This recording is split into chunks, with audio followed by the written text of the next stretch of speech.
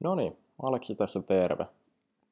Tämän videon tarkoitus olisi nyt tarjota semmoinen kädestä pitäen opas siihen, että miten nostetaan ETF ja miten asetetaan stoppari, eli semmoinen stop loss myyntitoimeksianto niin, että se automaattisesti myydään pois se meidän ETF, mikäli kurssi kääntyy laskuun. Valitettavasti en käytä tässä nyt Nordnettia, mitä moni varmaan toivoisi, vaan käytän Degiron tarjoamaa palvelua. Kuitenkin oletan, että jokaisella videon katsojalla on valmiiksi tili Degirossa. Joten avataan toi degiro.fi kautta login. Näin. Ja kirjaudutaan sisään. Tässä meillä näkee avoimet toimeksiannot. Eli esimerkiksi stopparit näkyy siinä. Aina kun on annettu toimeksianto, jota ei ole vielä saatu suoritettua, esimerkiksi hinta ei ole vielä meidän toivoma, tai esimerkiksi pörssi on kiinni. Tässä oikealla puolella taas näkyy viimeisimmät transaktiot, eli mitä on ostettu ja mitä on myyty. Tarkoitus tosiaan olisi nyt ostaa ensimmäinen ETF, eli täältä ylhäältä keskeltä löytyy graafin näköinen painike. Sieltä aukeaa erilaisia vaihtoehtoja, me voidaan valita tuosta suoraan, että ETF, niin ei harhauduta sitten heti alkumetreillä. Tosiaan samat vaihtoehdot löytyy nytkin tästä eri välilehtinä. Varmistetaan, että tuo ETF on tässä meillä auki. Mistä lähdetään nyt liikkeelle valitsemalla ETF, niin tällä kertaa me valitaan tuosta tyyppikategoriasta ilmaiset ETF, koska Degirolla on omanlaisensa tarjoukset.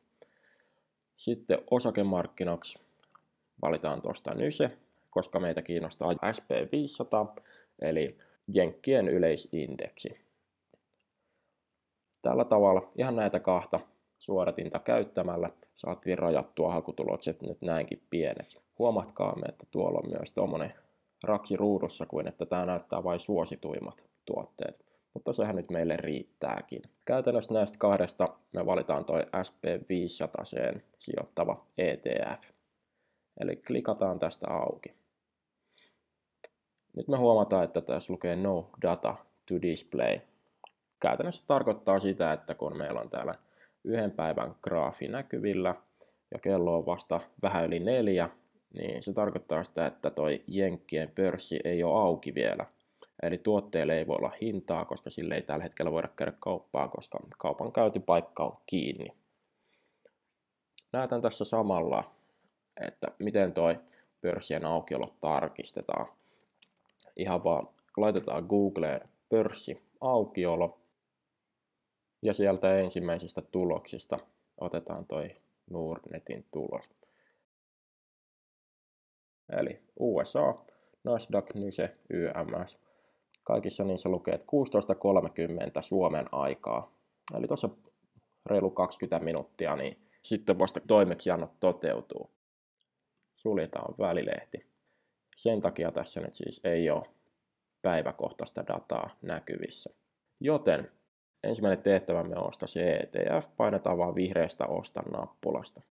Nyt näyttää taas monimutkaiselta, käydään läpi mitä tässä toimeksiantoikkunassa tapahtuu. Me ollaan siis toimeksiantotyypiksi valittu ostotoimeksianto, koska meillä ei vielä mitään ole. Ja nyt pitäisi toimeksiannon tyyppi.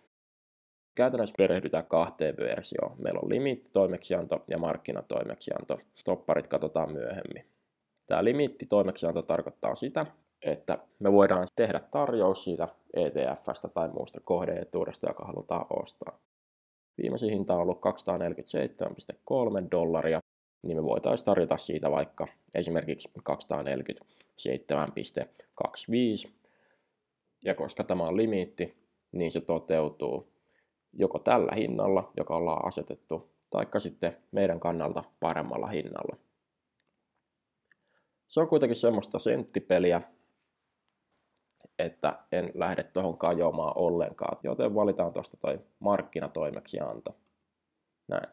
Markkinatoimeksianto toteuttaa kaupan ihan vaan heti ensimmäisellä vastaan tulevalla hinnalla. Ja koska nyt ollaan siis New Yorkin pörssissä, joka on hyvin likvidi, eli siellä tehdään koko ajan kauppaa, niin se hintakin asettuu tosi tarkasti senttien tarkkuudella niin sanotusti oikeaksi hinnaksi, eli ei tule todennäköisesti mitään ihmeellisiä tarjouksia. Laitetaan lukumääräksi, että ostetaan yksi osuus tuosta ETF:stä. Summa määräytyy sitten automaattisesti. Eli yksinkertaisimmillaan pääsee, kun laittaa osta, markkinatoimeksianto ja 1 kappale. Toimeksiannon kestosta pitää vielä valita, otetaanko päivätoimeksianto vaiko GTC, eli Good Till Cancelled toimeksianto. Tämä päivätoimeksianto vanhenee, mikäli se ei tämän kaupankäyntipäivän aikana toteudu. Eli jos ei kauppa tänään tapahdu meidän tarjousten mukaisesti, niin tarjous vanhenee ja sulkeutuu. Periaatteessahan, koska jenkkimarkkina on niin likvidi, niin tämä menisi joka tapauksessa tämän päivän aikana varmaan ensimmäisellä minuutilla kaupaksi. Meitä kuitenkin kiinnostaa lähinnä toi GTC, eli siinä ei ole niin väliä, tapahtuuko se tänään vai huomenna. Ja sitten lopuksi asetetaan toimeksianto. Eli täältä näyttää asetusten rivi. Toimeksiantotyyppi osto, toimeksiannon tyyppi on markkinatoimeksianto, määrä 1 kappale tai niin monta kuin ikinä haluatte, ja sitten GTC-toimeksianto. Tuosta klikataan vielä, että aseta toimeksianto. Näin. Nyt meidän pitää tarkistaa toimeksianto. SPDR, SP500 ETF, osto 1 kappale, markkinatoimeksianto ja GTC kestolla. OK. Näin. Nyt voidaan scrollata ylös ja palata vaikka tuohon pääsivullekin. Ollaan taas nyt siinä ikkunassa, joka on sisään kirjautuessa. Tästä huomataan, että meillä on siellä 1 avoin toimeksianto. Eli tuommoinen tarjous ollaan jätetty, mutta kukaan ei ole vielä suostunut meidän kanssa tekemään kauppaa, koska pörssi on edelleen kiinni.